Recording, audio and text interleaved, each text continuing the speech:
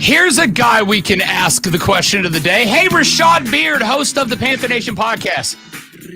What does 6'7" mean? We're old. We don't get it. What's 6'7" mean to you? Yeah, no, I know. I got that. Yeah, I got 6'7". that. I still don't know what the hell it means. Hey, look, I'm just trying to get to 6-7 wins. That's all I care about, Rob. Well, those of you who are not watching on the stream, you should be. And Rob has done this too. They're doing this thing where people are asking, "Hey, what's her breast size?" And that's what they're doing. I mean, that's before this. That's what that was. As you all know, Lonzo has the dirtiest mind on the show. Yeah, that's what that. Like, all right, tell me I'm wrong. Tell me I'm wrong. Tell me I'm wrong. Can we not glance over the absolute radio professionalism of Rashad Beard segueing away from this over to can we get 6-7 wins? That's art, Rashad Beard. It's great. I'm a transition king, man. We can do that. My man. My God. You're trying to go away from something that you've been doing. And anyone who just watches the video and doesn't know that, that's what they're thinking. Clip it, cut it. Rashad Beard, host of the Panther Nation podcast, joining us here on the Rob Brown Show and the Fan Upstate. Still riding a high from last Sunday, brother? That one had to feel pretty good. Yeah, that one feels good. Love a W, especially when the Dallas Cowboys come to Charlotte, take over our stadium. It's good to see the sad faces leaving Bank of America Stadium. Felt good, hard-fought victory against a really good offense. Defense, Dallas's defense, not so much. Their defense is not good. We took advantage of it. Very good play calling by Canales. Very good execution and play by Bryce Young and the team. So I'm happy about where we're going, but still a little cautious optimism about his name. Shout out to Rico, man. Rico. Shout out to Rico. Yeah, he's balling right now, man. We got a good problem to have in the backfield of the Carolina Panthers. So yeah, I feel good. I want to ask you, should he be the starter? Because Canales has not said he's going to be the starter. Yeah. So certainly, I think you got to ride the hot hand. I think that it's going to get interesting with the split between the two. Chuba is a more than capable running back. There are two different types of running backs. I think people need to be clear on that. Rico is more of a power. He's a very aggressive runner. And Chuba's more of a, he dances a little bit more sleek. I like them both. It's a good problem to have, and I think we need to utilize both running backs out of the backfield. People forget we had Jonathan Stewart, we had D'Angelo Williams. You've seen this before in the Carolina Panthers backfield, and I think we'll see it again with those two. All right, I disagree. I think you run Rico until he gets tired, then you put Chuba in there. Yeah, they'll find a way. Ultimately, I think what you're going to see is a 50-50 split. You're going to see a 50-50 split between the two backs. But I'm with you. So you got to ride the hot hand, and Rico is the hot hand. You got to go with it until things change. Yeah, I mean, I think you can throw a two-back combo at just about anybody, and I think it's just like any position on the field. You utilize strengths to get weaknesses when you have them. The thing for Rico right now is the strength has just been every time he's touched the football, and it can be through the air. He's obviously a fantastic pass catcher, had the receiving touchdown last week. He's got it on the ground. But let me ask you about the boys that were up ahead of them, considering, no Micah Parsons, we know that, but it's not a terrible Dallas defense they're rolling with.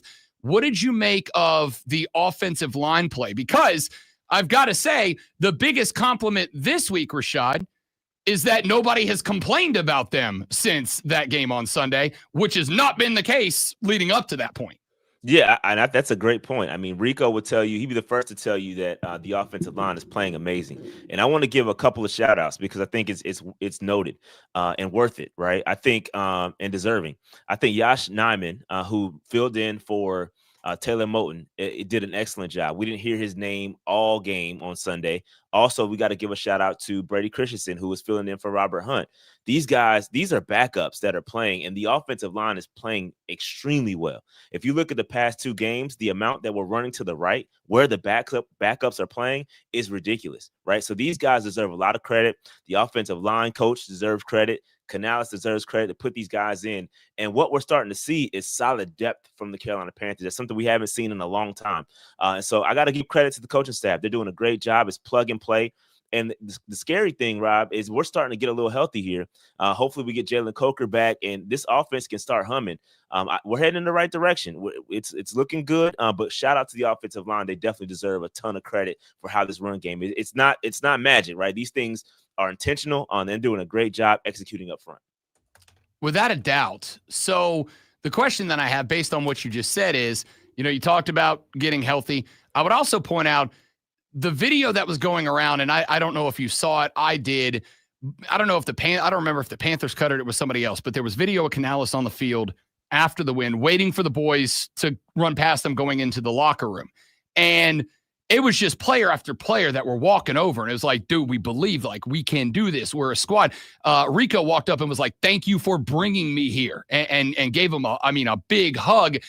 That was the first time that it looked like a team that was genuinely enjoying it. Obviously, it's easier to do after a win, Rashad, but even looking at the play, that was the first time it looked like there was genuine organic chemistry on that football team.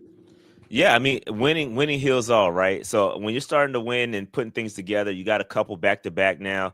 I think that definitely helps. And I don't think it's ever been a problem where the Panthers don't necessarily believe in Canales is that type of rah-rah guy, right? He's going to be able to sell you anything. And I believe the players believe in Canales and like his coaches. He's a player's coach, I believe.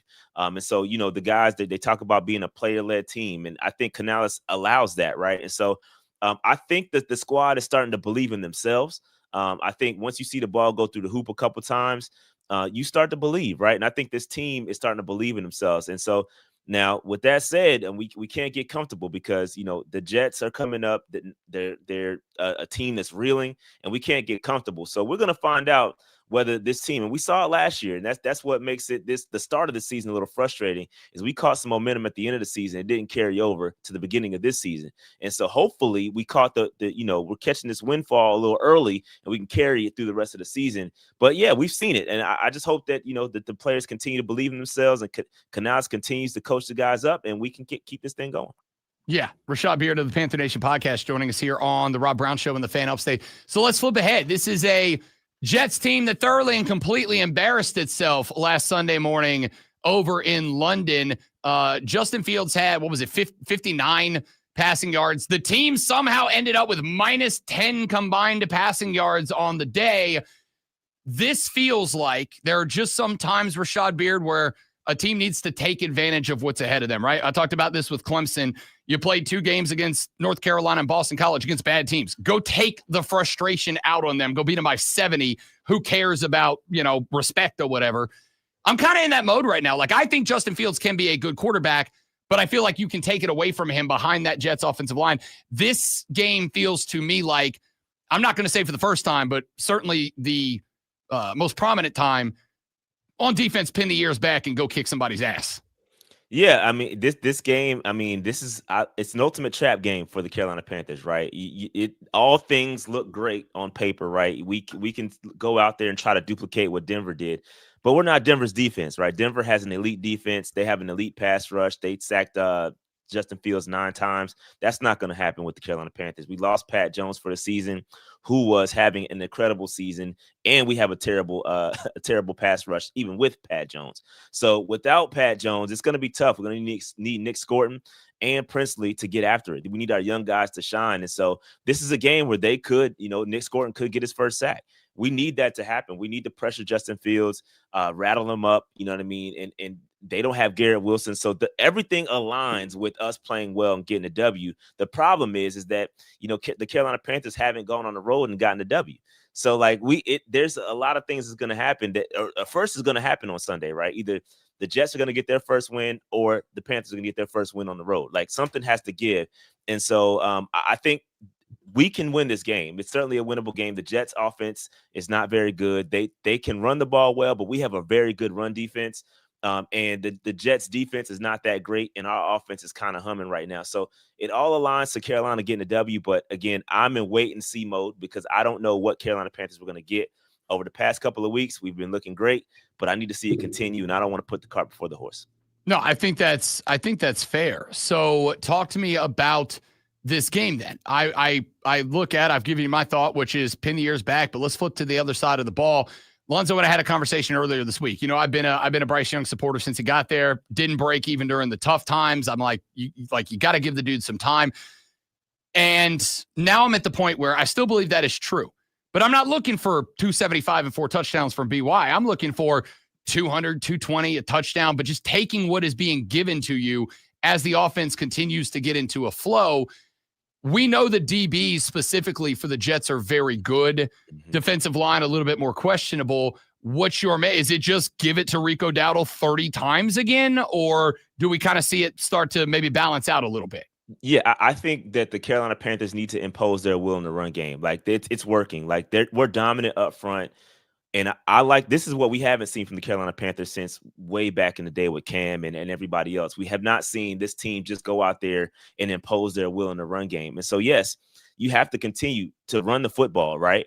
And sprinkle in Bryce where he needs to be, where it happens, right? We don't need Bryce to go out there and be, Tom Brady. We don't need that. Go run the football and let Bryce do his thing. That's what's been happening in the past couple of games is that we don't have to have Bryce Young go out there and be Superman. Just go out there.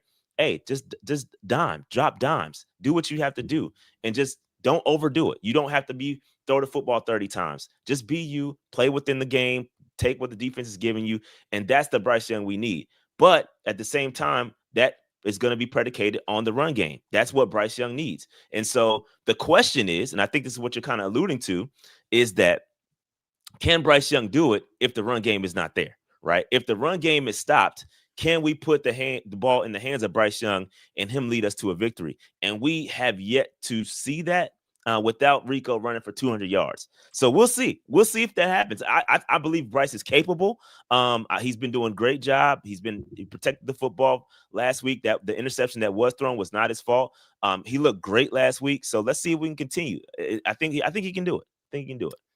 I totally agree. So the last thought from that for me would be, I think part of the reason, especially early in the year, one of the defenses I had for Bryce Young when out of the gate things were going a little slow, a little poorly, was it is still going to, with Jalen Coker out, with Tetairoa McMillan just getting his start in the NFL, with Hunter Renfrow, who's not on the roster, then he is on the roster, then he's not on the team, then he's back, with all of the fluidity of the wide receiver core. My thought was give that unit some time to kind of get on the same page with each other, then get on. And what do we see? McMillan's finding the end zone now. Renfro's starting to be that, hey, it's 3rd and 4. He's going to find the sticks and set down guy. It's opening up the pass game to the tight ends and the running back. This wide receiver core to me is clearly growing and getting better. And would you look at that? So were the offensive numbers at the same time. Yeah. And the truth be told is we're not even 100% healthy, right? So Jalen Coker comes back. It's going to provide you a more reliable option and what I believe is a number 2 wide receiver, right? So you put Coker at number 2, and then things are really going to start to open up for this offense because we know Bryce Young trusts Coker, right? We saw the chemistry last year when Thielen went down. And so you bring Coker back. T-Mac is coming into his own. And this offense is going to start humming, and you get Taylor Moton back on the right side, and I think we're going to be more than fine. Rico is doing his thing. Chuba's coming back now. Like, this offense has the potential, and now I think people need to take a step back and really, really give Canales his credit, right? Because Canales is calling up some really good plays. That double move that T-Mac ran in the end zone was crazy. He put dude on skates. That was a really good route. So what you're starting to see is guys execute, right? So we're talking about and being very critical about Canales and his play calling, but now the guys are starting to execute. Guys are running wide open, and Bryce is able to hit these guys. This is something we haven't seen in a long time, right? We haven't seen this. So this is good things from the offense. And like you said, maybe it's taking a couple weeks for guys to get on the same page, but these guys are starting to execute, and I feel really good about the offense, especially going up against this Jets defense that is, I think we can take advantage of. All right. I know you don't do a score prediction, but what's this game look like? 30 seconds. Yeah, I think we're good. I think this is a winnable game. Again, I'm cautiously optimistic because it's a road game. We have not won on the road yet. We need to get that off of our back and go out and get a road game. I think it's a winnable game. We should win this game. I hope we win this game. But yeah, I think it's a W for the Panthers. Rashad Beard, host of the Panther Nation podcast. You can find them on X at Panther Nation PC. More importantly, get to the YouTube channel, get subscribed, hit that bell because they go live all the time. Rashad is a dude. Appreciate you, big fella. Enjoy the game this weekend. Hopefully you're in a good mood again next week. Absolutely, man. Appreciate it. Keep pounding, fellas. My guy, Rashad Beard, host of the Panther Nation podcast, again on X, Panther Nation PC. Check out the YouTube channel as well. When we come back, a couple of legends joining us. We'll have Kevin Thomas and Jarrell Hendricks from the Moving the Chains pod. They will set you up for the high school weekend coming up this evening. Then Denton Day of Sirius XM's college football overtime. Going to run us through the biggest games of the weekend. Give us his thoughts on Clemson, SMU, South Carolina, Oklahoma. And in the final segment of the next hour, Zoe and I will give our weekend predictions for the college and the NFL games of the weekend. That's all coming up after a 5-star world-class sports flash. Let's do this. Joe Flash.